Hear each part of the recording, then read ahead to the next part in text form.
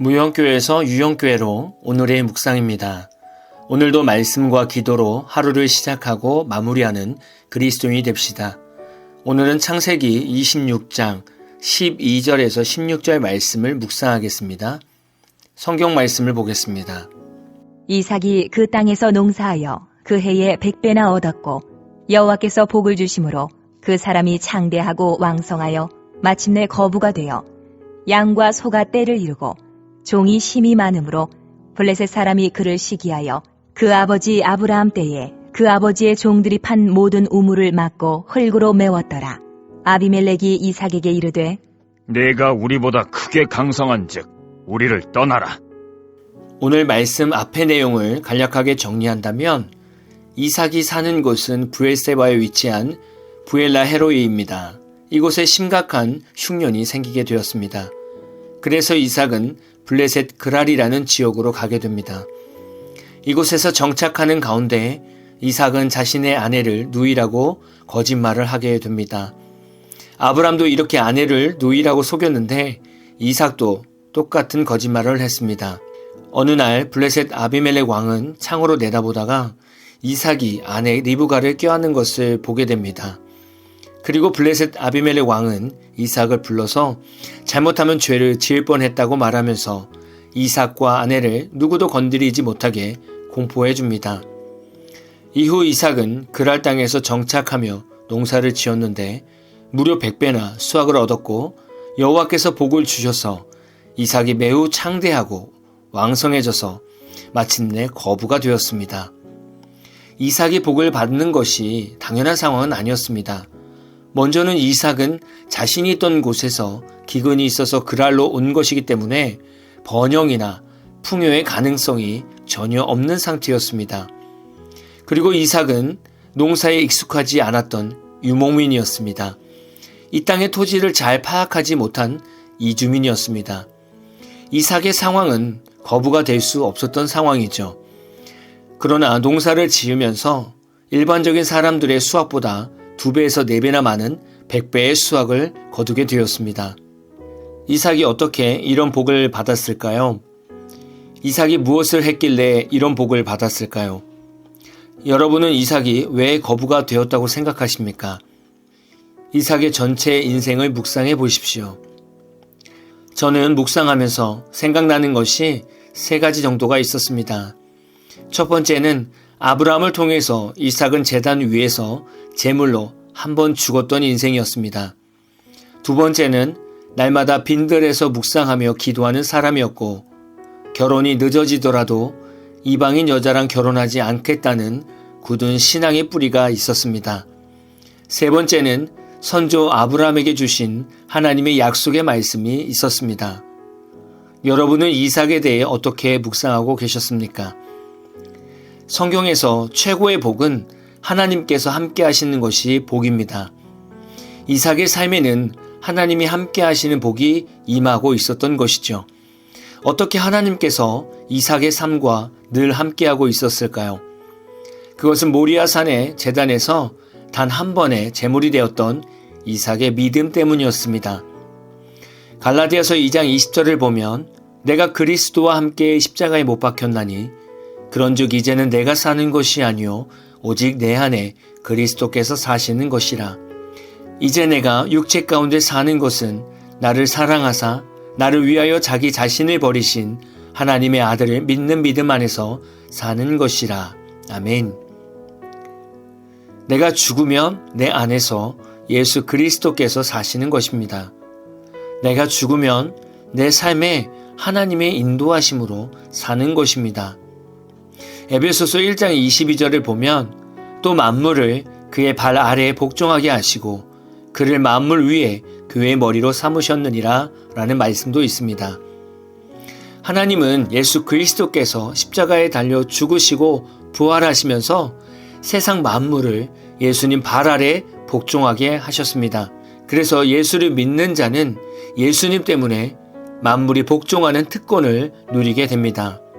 만물이라는 것은 여러분의 삶 속에 있는 모든 상황과 어려움과 문제 등이 다 포함되어 있는 것입니다. 이삭은 제단에 한 번 죽을 고비를 넘김으로 예수님처럼 하나님의 인도하심이 그와 함께 있었던 것입니다. 두 번째는 이삭은 날마다 기도하는 사람이었습니다. 들에 나가서 항상 묵상 기도하는 사람이었습니다. 하나님의 복을 받으려면 하나님과의 깊은 교제가 평소에 지속되어야 합니다. 이삭은 창세기 26장 2절에서 하나님께서 이삭에게 애굽으로 내려가지 말고 내가 내게 지시하는 땅에 거주하라고 말씀하셨습니다. 이삭은 하나님의 이 음성에 순종하여 그랄에 머물게 되었습니다.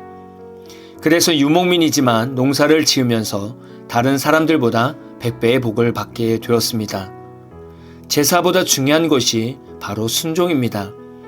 하나님께서 말씀하시면 그대로 순종하는 삶이 있어야 하나님께서 함께 하시는 복을 누리게 되는 것입니다. 세 번째는 자신의 아버지 아브라함의 약속의 말씀을 붙들며 살고 있었던 이삭이었습니다. 하나님은 아브라함의 약속을 이루기 위해서 이삭도 사용할 수밖에 없었습니다. 이것이 언약의 힘입니다. 여러분에게는 언약의 약속이 있으십니까? 이렇게 질문을 드리면 순간 당황하실 것입니다. 지금 여러분의 손에 있는 성경이 바로 여러분을 향한 언약입니다. 여러분이 날마다 말씀을 붙들고 기도하고 있는 한 여러분은 이삭의 삶을 닮아가는 것입니다. 그러면 여러분도 이삭과 같이 100배의 복을 받을 수 있는 인물이 될 수 있습니다. 100배의 복을 받고 싶으시다면 예수로 죽고 예수로 사는 인생이 되어 보십시오. 그러면 하나님께서 여러분의 인생을 선한 길로 인도하실 것입니다. 우리 주변에 우리와 함께 신앙생활하는 성도 중에는 유독 복을 받는 성도들이 있습니다. 그러면 여러분은 질투가 나십니까? 아니면 축복을 하십니까? 오늘 말씀에서는 블레셋 사람이 이삭을 시기하였습니다. 그래서 블레셋 왕 아비멜렉은 이삭에게 이곳에서 떠나라고 말했습니다. 시기는 하나님이 주시는 감정이 아닙니다. 내가 다른 사람들이 복 받는 것을 보고 시기한다면 내 안에는 이삭의 삶이 있는 것이 아니라 블레셋과 같이 하나님과 상관없는 인생으로 사는 자가 되는 것입니다. 교회를 같이 다녀도 어떤 이는 이삭과 같은 복을 받고 어떤 이는 블레셋 사람처럼 날마다 시기만 하다가 인생을 끝내는 성도도 있습니다. 이 두 사람의 차이는 앞에서 말씀드렸던 신앙생활이 있었는가 없었는가의 차이에서 인생은 달라집니다. 오늘 말씀을 묵상하시면서 나는 지금 이삭의 삶을 보면서 어떤 신앙의 자세가 부족했는지를 생각하고 기도하며 결단하십시오. 그래서 늘 하나님과 함께 하시는 성도님이 되시기를 진심으로 소망합니다. 오늘 마무리 찬양은 김대환님의 하나님은 실수하지 않으신다네 라는 찬양입니다. 찬양 후에는 잔잔한 연주곡이 있습니다. 말씀을 생각하면서 기도하는 시간을 가져보십시오.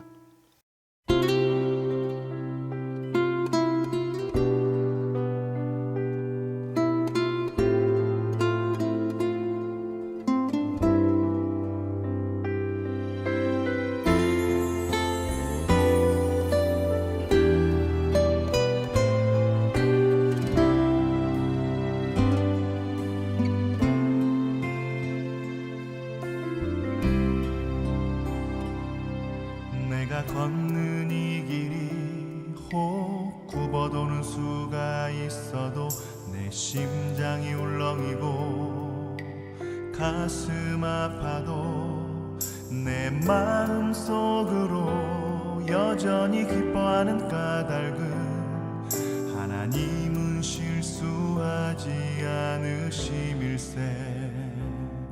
내가 세운 계획이 혹 빗나갈지 모르며 나의 희망 덧없이 쓰러질 수 있지만 나 여전히 인도하시는 주님을 신뢰하는 까닭은 주께서 내가 가야 할 길을 잘 아심일세.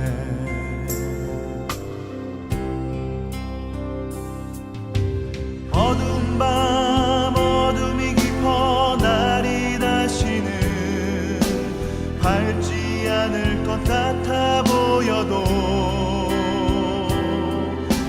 신앙 부여잡고 주님께 모든 것 맡기니 하나님을 내가 믿음일세. 지금은 내가 볼 수 없는 건 너무 많아서 너무 멀리 가물가물 어른거려도 분명히 오라. 나 두려워 아니하리. 만사를 주님께 내어 맡기리. 차츰차츰 안개는 거치고 하나님 지으신 빛이 뚜렷이 보이리라. 가는 길이 온통 어둡게만 보여도 하나님은 실수하지 않으신다네.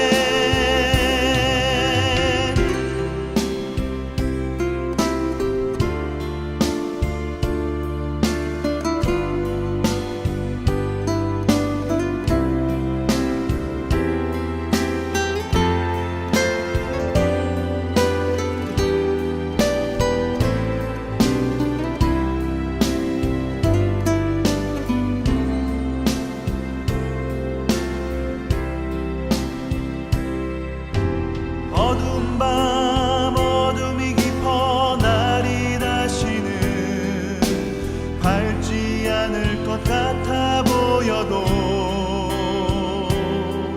내 신앙 부여잡고 주님께 모든 것 맡기니 하나님을 내가 믿음일세. 지금은 내가 볼 수 없는 건 너무 많아서 너무 멀리 가물가물 어른거려도 분명히 오라.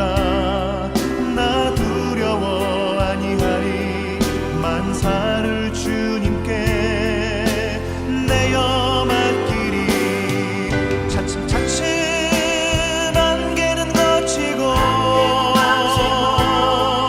하나님 지으신 빛이 뚜렷이 보이리라. 가는 길이 온통 어둡게만 보여도 하나님은 실수하지 않으신다네. 가는 길이 온통 어둡게만 보여도 하나님은 실수하지 않으신다네.